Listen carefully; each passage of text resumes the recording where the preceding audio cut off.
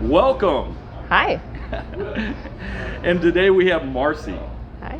Marcy is the commander of our local VFW, and it's one of the largest VFWs, and it is great to have you. I'm excited to have you on Honor Cafe Hall of Heroes. Thank you. I'm excited to be here. I love this place and love working with you.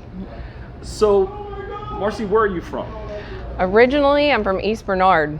It's in the middle of nowhere. Yeah, where is East Bernard? Do they have a traffic light? They have one blinking red light, still to this day. Is that Texas? It's here in Texas. I've never heard of it. Yeah, it's southwest of Sugar Land, Richmond-Rosenberg area, but keep going into the middle of nowhere, and we've got one blinking red light. There was 69 people in my graduating class. No way. Yep, small town.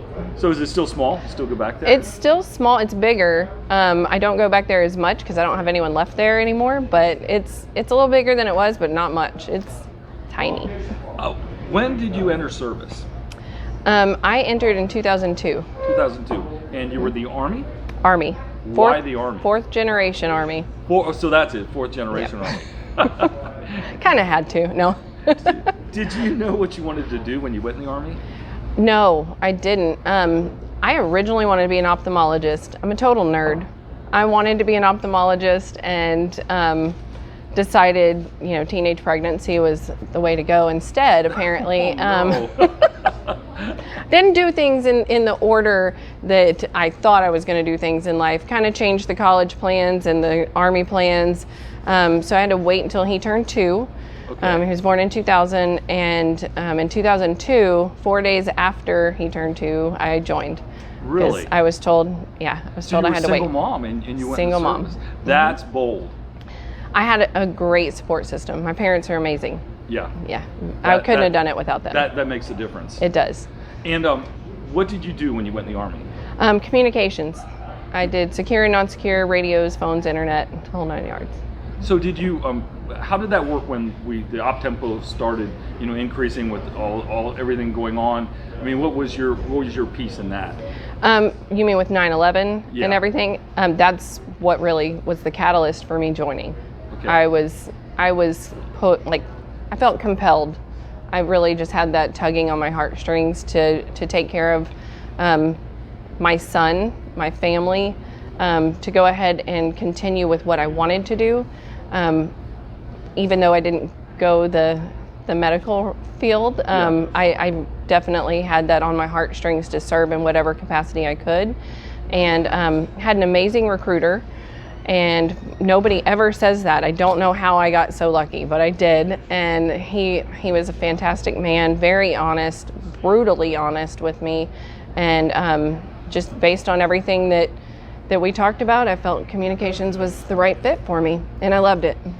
I know that using the secure networks and having the communication lines are a big deal when you're deployed. I remember going into Uzbekistan, and there was nothing there, and then within a month there was satellite dishes and everything was going on. We had the SIPRnet, everything was. Yes. It was a lot. It was everything, Yep. and so you were in that piece. Talk about that. What was your experience? So it was actually my recruiter. One of the things he told me was, as a single mom, you're going to want to call your kid. And he said, if we put you into this field, he's like, you'll be able to have more communication with home. And I had never thought about that.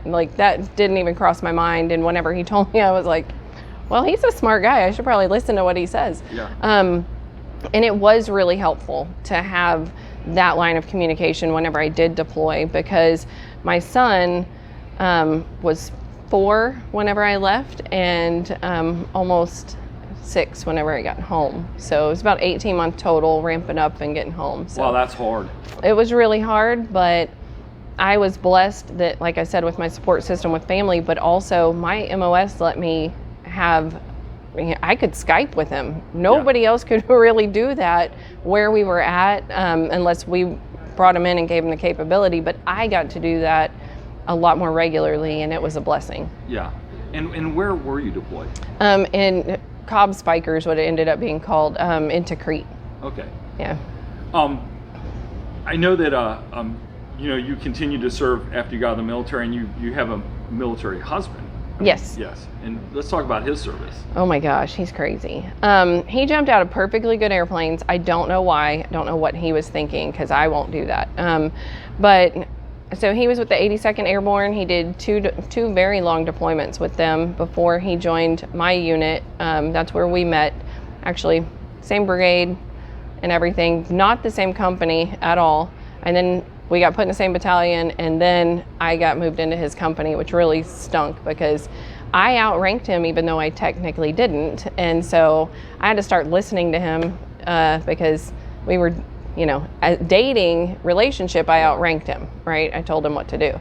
But then he outranked me as far as enlisted, and I had to listen to him in public. So that part sucked. But he had a parachute accident early on that they kind of ignored. He had a bleed to the brain, and he was in a coma for about a week early on in his military career, and they didn't really take care of a whole lot of the other stuff. They focused on the brain, not on the knees and feet and whole 9 yards. And anyway, he ended up having a lot of problems later on, and ended up with a blowout fracture on the side of his foot that, of course, the military didn't take great care of. And so he's got some issues with that now, and TBI is never fun to deal with, but he worked his butt off doing communications and stuff with 82nd Signal. We'll get him in for an interview as well. I want to jump back to one point before we start talking about Military Dog Week, which is exciting. But I want to talk about how that is, coming home. When you think about deployments, we really don't kind of think about them the way they really are, the reality of what it is like to be deployed. And then you come home and you've been away for so long, and your child doesn't really they know who you are from Skyping, but they don't know you. Right. What was that like? So that was a huge adjustment. So I got back in November. He turned 6 in December, and I was not his favorite person at all. And that was hard because he's always been my favorite person. But my mom and dad were his favorite people in the whole wide world. And he's so close to them still, and I love that. They have the most amazing relationship. But it was really hard. It creates this dynamic of, when you need to discipline a child, but when you have that weird kind of, okay, well, he's not bonding anymore like he was, and things like that. He's closer to them. I don't necessarily want to be the one to, be mean or whatever if he's misbehaving. So it got really hard at first, trying to figure out the right mix between bonding and parenting in a way that's not being a friend. Because you want to be a friend. You just want them to love you, and you just want to get back to that relationship that you felt like you had, and now you don't anymore. And you've missed everything. You've missed the first T-ball. You've missed kindergarten. You've missed everything. And it was just that time in life for him was such an integral part of his development. And I missed it. And he knew that I missed it. So. Now that the years have passed, though, do you think, what's the dynamic like now? He's 21, almost 22, and he's probably one of my best friends. We are very, very close. He is such a jokester like I am, prankster, smart aleck like me, totally smart aleck. So we get along really well, but a lot of people don't realize his personality, and they'll be like, wow, y'all, you're okay with, and I'm like, we're joking. This is just how we are. We grew up together. I was a teenage mom. It was a very weird dynamic anyway, because my brother moved into the house with his 2 girls. So I went from being single mom to, then he kind of had the baby in the family thing going on. Then whenever my husband and I got married, my husband adopted him. He was like an only child again. And then we had 2 kids. So he's gone from being like the baby of the family to the only child to the oldest, all within, about a 5-year period. So he had a lot going on. He's like so resilient, and he's an amazing kid. Well, man, I guess. You're resilient, so I imagine, he gets a lot of that from you. Hopefully. Now, you are the commander of one of the largest VFWs in the United States. Talk about that for a minute. If you guys have not been to the VFW, you're missing out. I absolutely love our mission. The VFW, we say no one does more for veterans. We truly mean it. We are here in so many facets, and people don't even realize we're here. And it's kind of like, oh, well, I thought that was just old men in a bar smoking. And I'm like, no, actually, there's a lot more to us. We do a lot. So there's a myriad of things the VFW is able to do for our veterans. And whenever you are coming home and you're having a hard time transitioning, or you've been home for a while and you just don't really know what you want to do, but you want to serve, there's an outlet at the VFW for everybody. There's different ways that we help our community, whether we're pointing someone in the right direction for claims, buying groceries for families right now is tough financially, and we have a relief fund, so we're always helping somebody with something. And I mean, just having the camaraderie to be around like-minded people is an opportunity you don't get a lot of places. There's 46,000 veterans here. Yeah, and you know, I'm working with a veteran right now who's we'll talk about it offline. He's really having a struggle because he was a police officer out in California, and he needs a job, and he needs some support. And I was thinking as he comes back, you know, where to point him in a direction. And a lot of times the VFW isn't the first thought, like send him to the VFW. And the Conroe VFW is an amazing place, and you're making it even more amazing. Every time I go in there, I'm like, she's changing it for the better. It's getting better and better. Thank you. Well, it's an effort. It's a team effort. We are a membership-driven organization. So the commander is just kind of like a liaison. We just kind of facilitate what the members want. Yeah. And so when you come in and you're at a meeting, it's your choice. You say what we do and what we don't, and that's what makes it a difference, is you truly have a voice. So the officers in the VFW serve the membership, and the membership serves the community. So you can't get much better than that. No, you can't. And we've allowed memberships for first responders and honorably discharged veterans to come and join us, because yes, we have a bar. That's not all we're about, but a lot of times you need somewhere where you're comfortable and not looking over your shoulder, and you can be around people that are like-minded. So we're able to give that opportunity to everybody. I was so excited when you told me about the first responder piece, because they're really on the front line right now, and we as veterans need to be their back. We need to have their back, and I'm so excited that the VFW is reaching out to first responders. Yes. So let me, I want you to introduce us to your one of your best friends over there. This is Beignet. Beignet, are you being lazy? She's so lazy. When she has the vest on, she's a different dog. But it's National Service Dog Month, and she's a lifesaver. She does seizure alerts and PTSD, night terror mitigation, things like that.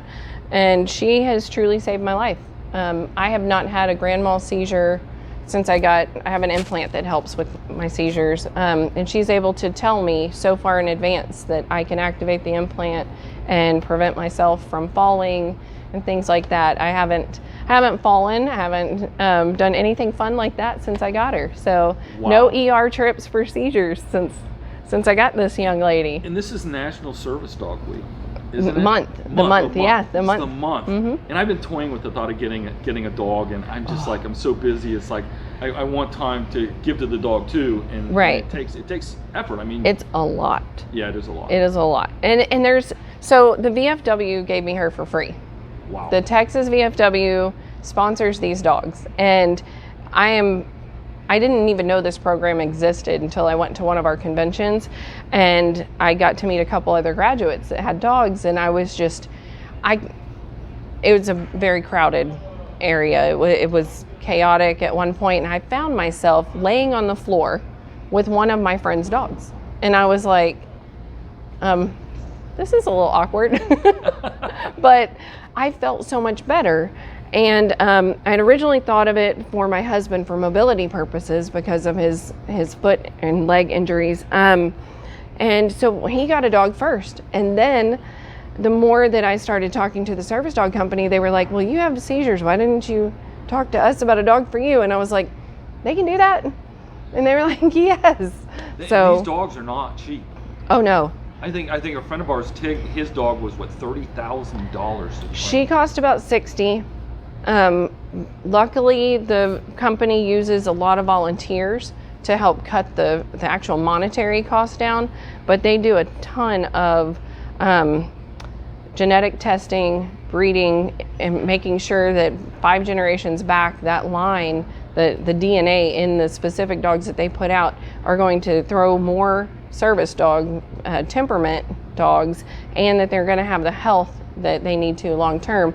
So the elbows, hips, cataracts, and all that stuff are nice and healthy.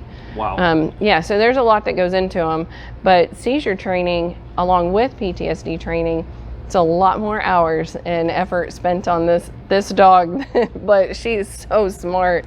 She learns so fast, and I'm telling you, she might look lazy, but when the vest is off, she will be running around this place like a wild woman. So the vest is part of their training. When they have the vest Yes. on, they know they're on the job. Yep. I didn't know that. That's cool. Yes. I'll tell her. Really cool. Yes, I'll tell her go to work or get dressed, and she'll come and she'll put her head down into the vest, and yeah. Oh man, I And she knows. want a service dog. I know, I'm right? kind of jealous. I know, it's fun. It is fun. But there's unintended consequences people don't realize with service Yeah. dogs. People always look at you and go, wonder what's wrong with that person. Yeah. Or they'll just flat ask you. I've had people that are very in your face about it. I do have people that don't realize that the dog's working, and they'll go and they'll get in her face, or they're always like, oh, how old are you? And I'm like 40. And they're like, oh, I meant her. And I'm like, I figured, but. Yeah. This is So- neat. And so part of the channel that we're going to expand on, and we talked about this, and I'm really going to need your help, is we're going to have a separate service dog interviews. That's exciting. All about the service dog. That's And exciting. that's going to be fun on the Honor Cafe. I'm excited about that. And I'm excited about our partnership as we move forward with this effort, to make this project a project where we can really showcase veterans and their Yes. accomplishments. I love and it. accomplishments. The last piece is I usually write like a tribute, a poem, but I'm excited about this interview because we're going to use your poem. And, Yes. and we kind of decided on the one because you have 2 that are just remarkable. But I want you to explain the poem that's we're gonna play here after this interview is over. and I want you to, you kind of have some angst about it, but what A it little really bit. means. So for me, poetry was just kind of something I've dabbled in a little bit. I'm definitely not a poet, so don't look at this poem and think, don't criticize it, because I am not Shakespeare. But I took Dave Parsons' class, and he challenged me to kind of think outside the box and think about things that truly mean something in my heart.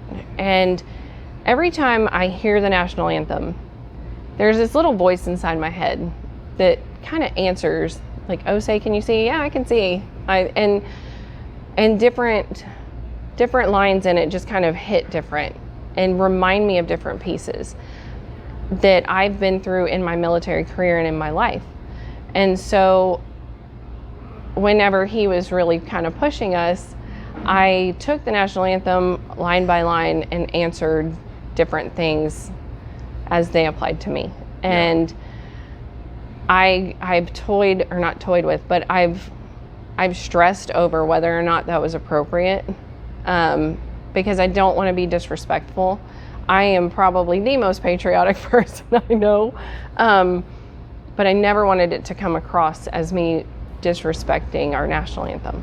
We're charged with supporting the Constitution, defending the freedoms and rights, and many times we're sent to places and we're betrayed in a sense as warriors, for political purpose.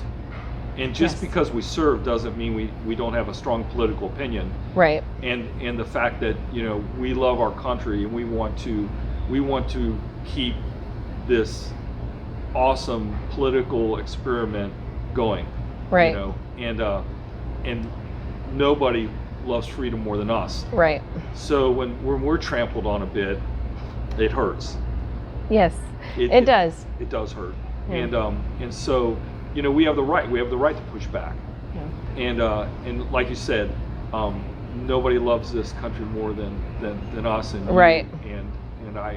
And I'm just excited about about sharing this. Well, thank you. I appreciate it. And I appreciate you seeing in it what I meant, what the intention was behind it.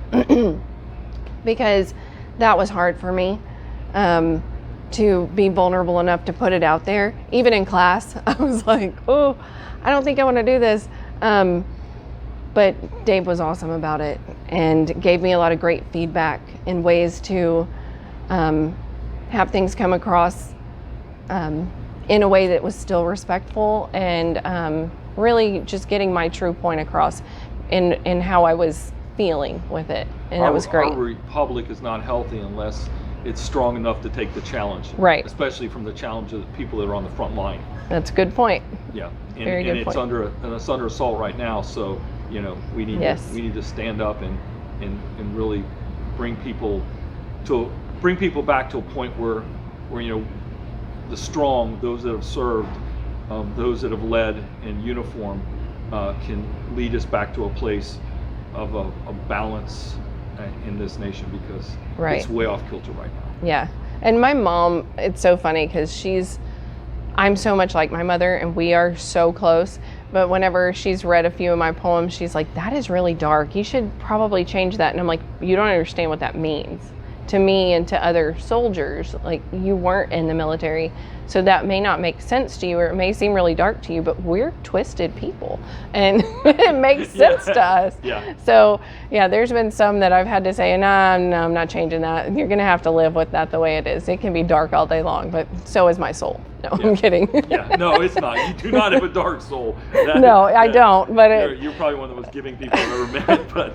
But we have dark times. Thank you. And Yeah, we have to, exactly. And we have to express them. All right.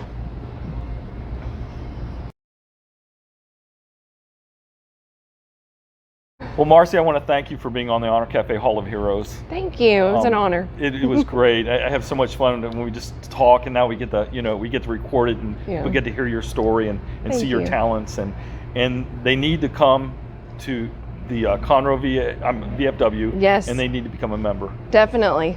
And definitely. And if you're needing a companion, not a companion, but a service dog, let us know. We can help you through the process. Yes. So thank you for tuning in to another episode of Honor Cafe Hall of Heroes.